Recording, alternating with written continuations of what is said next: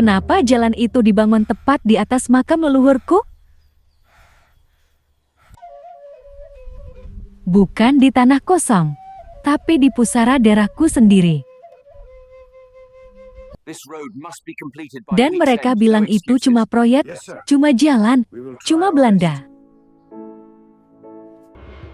Tegal Rejo, ke 1825 panasnya bukan cuma dari matahari, tapi dari dada Diponegoro.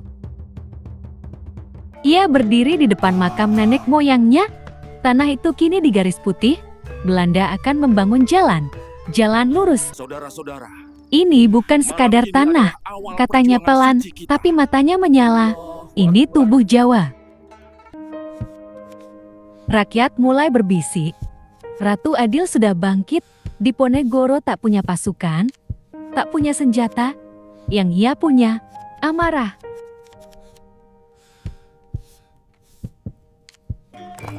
Malam itu, ia pergi ke Goa Selarong, bukan untuk bersembunyi, tapi untuk bertapa. Dan ketika ia keluar, ia bukan lagi pangeran, ia adalah api. Perang pun meledak, gerilya, serangan kilat, pasukan rakyat.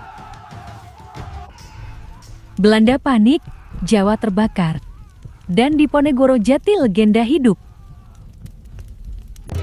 Tapi legenda juga bisa lelah.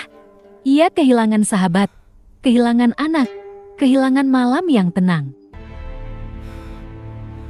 Di satu titik, ia duduk sendiri di bawah pohon randu dan bertanya, apakah tanah ini masih milikku jika semua yang aku cintai sudah dikubur di dalamnya?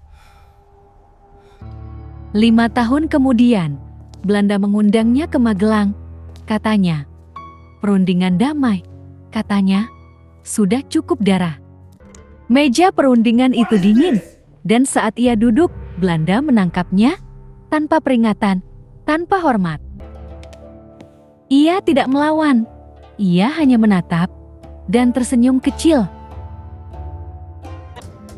Jalan yang kalian bangun, katanya, akan jadi jalan menuju kehancuran kalian sendiri. Ia dibuang ke Makassar, tapi namanya tak pernah hilang. Karena tanah yang dicuri akan selalu berteriak.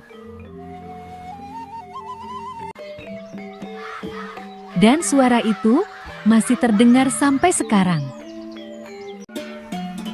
Cerita ini bukan tentang perang, ini tentang tubuh yang dijadikan jalan, tentang darah yang dijadikan proyek, tentang seorang pangeran yang memilih jati api daripada jati batu nisan.